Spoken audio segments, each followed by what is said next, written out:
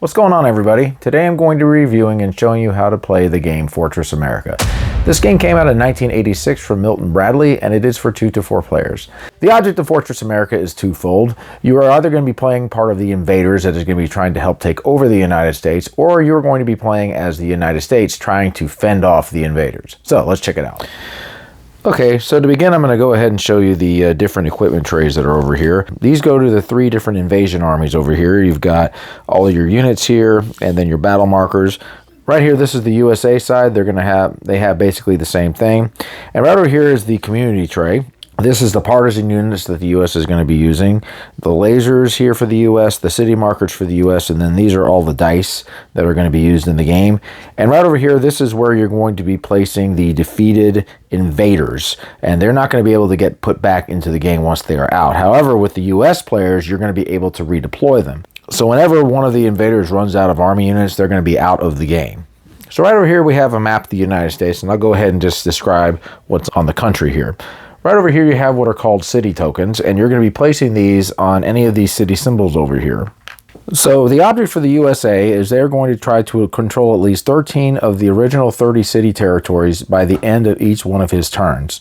The USA player will win the game if he destroys all the invader units or if the invaders mutually agree to concede the game. An invader victory will concur if the invaders control a total of 18 city territories at the end of the USA player's turn. If an invader victory is scored, invaders take one last turn each to determine which invader is the individual winner. Surrounding the country are going to be 3 different invading armies. You have the Asian People's Alliance, the Central American Federation, and then the Euro Socialist Pact. But when we set up the game, you're going to go ahead and place these cities in each of their places.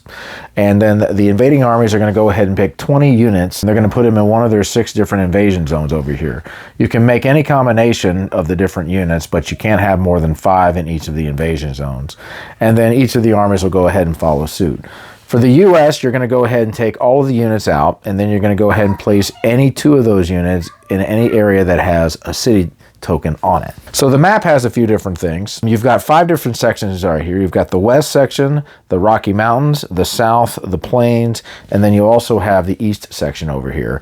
And this is mainly going to be used to help with what are called the partisan cards. The partisan cards, which I'll show you later, are going to help reinforce the country with different units. Now, the mountain areas and the city areas have extra defense, so they're going to be a little bit harder to attack. And again, I'll talk about how that works. In the game, you've got 5 different units that you're going to be able to choose from, and this is both sides. You've got the infantry, the hovercraft, the mobile units, the helicopters, and then the bombers. The U.S. is also going to have what are called partisan units, and they're going to be added to the board using the partisan cards. Now, anytime an enemy captures a city, they're going to receive 10 points. If the U.S. ends up recapturing the city, they're going to end up drawing an extra partisan card. There's also resources on this game. You've got different symbols over here, and the resources that you have are oil resources, agricultural resources, and mineral resources. These are mainly going to be scored for points for the enemy, so if the enemy ends up taking over an area that has a resource, they're going to score 3 points. So in the beginning, the invaders are going to choose 8 infantry, 4 hovercraft, 3 mobile units, 3 helicopters, and 2 bombers, and then they're going to distribute them in their invasion zones however they would like to. Only thing is they're only going to be able to put up to 5 units in each sector. So the first action each player is going to take is the reinforcement phase. The invaders are not going to do a reinforcement on their first turn, but they're going to do them in subsequent turns. And essentially what they're going to do is they're going to go ahead and grab 8 units that are left in their tray, and they're going to go ahead and place them over here on the side. Now what the U.S. player is going to do is they're going to go ahead and grab a laser over here, and they're going to place it anywhere in one of their controlled territories.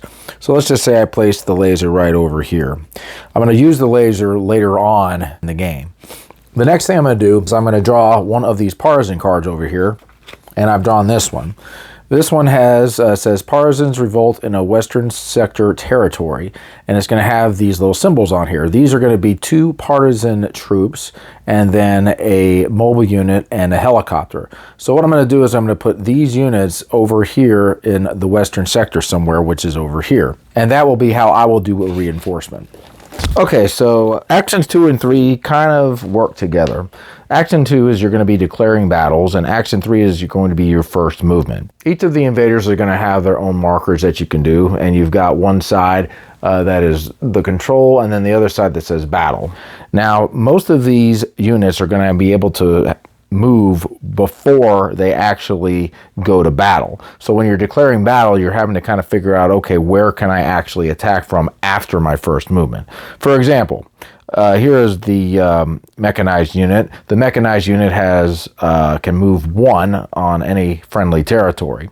So if I were to declare a battle over here, for example, I can do that because I would be able to move him 1 on my third action. And so because of that, I will be able to attack them whenever the combat phase happens.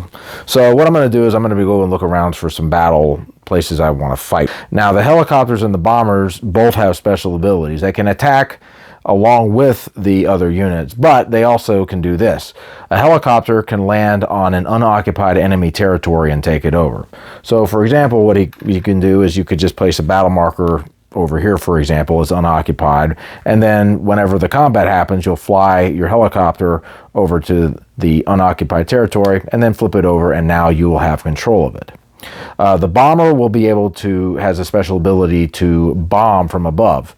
The bomber can move 4 spaces over enemy territory. What the bomber can do, he can attack with the other units as well, but what he can do is he can just fly over someplace and then land right on the enemy on the first movement turn, just to signify that he's in the air and he's going to bomb them. So he has that option to do that. Now, anytime you're moving these units, you can only have a maximum of 5 on each of the states or the lands, but with the bombers, that will be the exception to the rule. So you could have, say, 5 blue people over here and extra bombers because they're going to be above. I'm going to place this, say, right over here because it's adjacent, and I'm just going to attack with these guys. So that's going to be the second action. Now, for the US player, when it becomes my turn to declare battle, I don't have any control ships like these. So what I'm going to do is, if I decide I want to declare battle, I would just simply flip this over like that to the battle, or I could go ahead and just draw a chip from their side and then place it on the battle side like so. Now the third one is going to be your first movement. So since I have a battle marker over here, I have a friendly territory here, so I will be able to move this as my first movement. Since I have a first movement, I can do that. I can also move this over here as my first movement, and I can also attack from this area too. Now you can attack from multiple locations into one. You would just have to simply declare which units are going to be attacking, and you can also attack from one here and then attack 2 places. You just have to again declare what unit is going where. So the next thing the USA player is going to do is he's going to go ahead and fire his lasers. Right now I have 1 laser over here. Now the way the laser works is I've got these different laser markers. I'm going to go ahead and place a marker on any enemy controlled territory that has a unit on there. So let's say I pick this one over here. I'm also going to pick a unit. Let's just say I decide I'm going to target the stealth bomber over here. I got a 10-sided die that I'm going to go ahead and roll, and I've rolled a 3. Now if I roll under a 5, then the laser will have failed and nothing will happen. However, if I ended up rolling, say, a 6 or something, then the laser hit will have been successful, and I will go ahead and take the unit that I targeted off of the board and put it in the destroyed units. Okay, so the next step is going to be the combat phase, and we're going to do a combat here between the US section over here and then the enemy sections over here. So the way I've got it set up, I have a bomber that basically uses special ability over here, so he's going to get to bomb them by himself. So I'm going to kind of go over a few of the little rules that are in the game here. You've got these different dice. You got a 6-sided dice, an 8-sided die, and a 10-sided die. Depending on which class you're going to be rolling for is going to tell you what die you roll. The one unique thing is if you roll a 1 while you were on the defense, you are going to disengage one of the units, and disengaging it would basically mean they would just have to lay upside down and they would be basically out of the combat. If the invader ends up rolling a 1, then that is going to force one of these units to retreat, and essentially a retreat would mean that they're going to have to go back to a friendly territory somewhere. If they can't go to a friendly territory, they're going to be eliminated from the game. Also, as I mentioned before, if you're attacking cities or mountains, there's going to be a little extra defense there. Normally an invader army would have to roll a 6 or higher in order to score a hit. But if they have what is combined arms, and combined arms would simply mean a foot soldier, a mechanized unit, and then an air unit combined together, then that will reduce that roll to a 5 in order to score a hit. Anyway, those are just some of the things, but we're going to go ahead and just start the battle. So the way it's going to work is you're going to go ahead and get the air units to roll against each other first, and then it's going to be the mechanized units, and then it'll be the infantry, and each person is going to have a round to do this. The US player will win if he has at least one person remaining after the invaders have taken their turn. The invaders will win if they've managed to eliminate all of the US players. Now you'll see on the table over here where it says order of casualties. Essentially what this means is, like, if you are a foot soldier and you're rolling for a foot soldier and you end up rolling a hit, you're going to take out the foot soldier of the enemy first. If there are no foot soldiers, then you're going to move on to the mechanical part, etc. And as you can see with the helicopters, bombers, and lasers, you can just simply choose. The defender is basically going to roll for all of his units, and then the attackers will do the same. We've got one air unit over here, so I'm going to go ahead and roll for the air unit, and the air unit has rolled a 10. So now he can go ahead and select which of these units he would like to take out, and I will go ahead and take out this one. So now we're going to go to the mechanized units. The mechanized units have 2 right over here, and the hovertanks are going to be able to roll an 8-sided die, and then the mobile unit will roll a 6-sided die. So these 2. So I'm going to go ahead and roll, and I've rolled a 5 and a 2. So I got 1 and I missed 1. So I'm going to go ahead and take out this unit over here, and out he goes. So now it's going to go to the foot soldiers. I've got 2 of them, so I'm going to roll 2 of these dice right here. I've rolled a 4 and a 2, and so I did not score any hits over there. So now it's going to go to my opponent. So we'll start again with the bombers. Now this bomber is by himself, so I'm going to roll for him real quick. Whoops. I've rolled a 7. So this bomber is going to get to choose who he wants to take out. Let's just say he picks the helicopter. And so now we go to this bomber. This bomber has rolled an 8. So let's just say this bomber decides, since he can choose anybody, he's going to choose this. The foot soldiers are the only ones that are left, and so they're going to go ahead and roll, and let's see what they get. And they get 2, 5. So they're going to end up taking both of these units out, and so now we're going to go ahead and look at the board.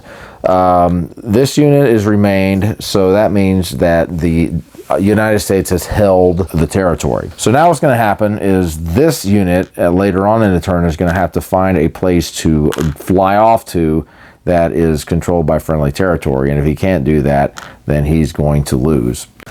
So the next phase is second movement, so I'll just kind of give you an idea how that works. This is where any units that need to basically find a friendly territory, they will end up moving there. And let's just say I had won this territory over here, so I could move him here, I could move him here, and I could move him here, for example. Now, one thing is, if you're doing the bomber action by itself, it alone cannot capture territories. So even if he was the only one left, he would still have to fly out and land somewhere, and then the other armies could come in and take it over. It's at this point that an army can end up destroying a laser. If there happened to be a laser here and there was an attack and the other army won and they moved in, this laser would get destroyed, and this is going to give the invading army that got it 5 extra points. The next phase is going to be what is called the supply check, and this is only going to be done by an invading army. What's going to have to happen is that each of these armies are going to have to be adjacent to friendly territory. So for example, this one's adjacent to this one's adjacent to this one, and this one, etc. However, this one over here is isolated. Since it is not got anybody next to it that is of the same army, that means this is going to be eliminated, and then this control marker is going to be lost. The last step is going to be the captured territory.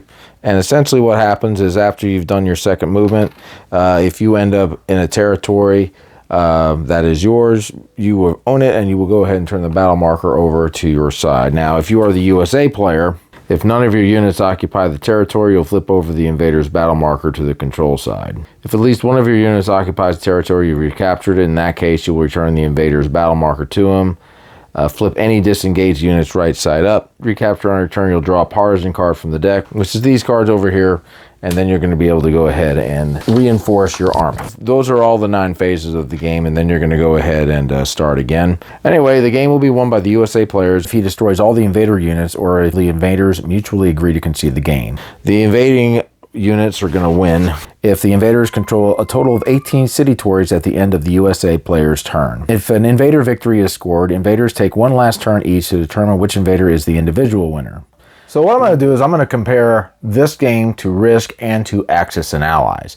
Risk is a much more simplified version of Fortress America, and Fortress America is a more simplified version of Axis to Allies. One of the big things is that you're only going to be allowed 1 round each anytime you are attacking or defending a territory, as opposed to just going until somebody wins it. The big thing with this game is that the invaders have to try to get the United States in a position to where they are getting weakened, because every turn they're going to be getting a laser, and every turn they're going to be able to reinforce with units that were previously taken out, whereas the invaders can't do that. Once their units are out, they are out. As with other war games, there is some strategy in this game. One of the strategies is trying to take out the invaders to where on the supply check they end up losing their armies that are in an isolated area. And for the invaders, they're basically going to be trying to take out cities and take out lasers and trying to take over some of the different territories that have resources on them so they can gain points, because not only do they have to combine forces to take over the United States, they're also trying to score the most amount of points so they can each be the individual winner.